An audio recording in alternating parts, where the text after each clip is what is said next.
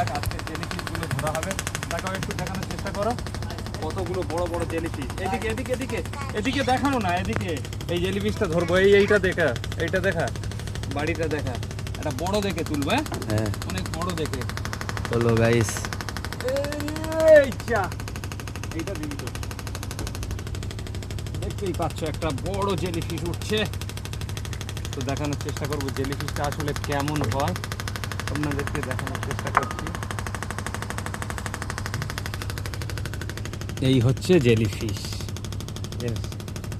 গায়ে প্রচুর বিষাক্ত বিষাক্ত কাঁটা আছে, দেখতে পাচ্ছ। হাতে তুললেই আমাদের হাতে চিড়বিড়ানি হবে। এই ফেলে দিলাম, দেখতে পেয়েছে, প্রচুর প্রচুর সমুদ্রে পুরো ভরা হয়ে গেছে জেলিফিশ।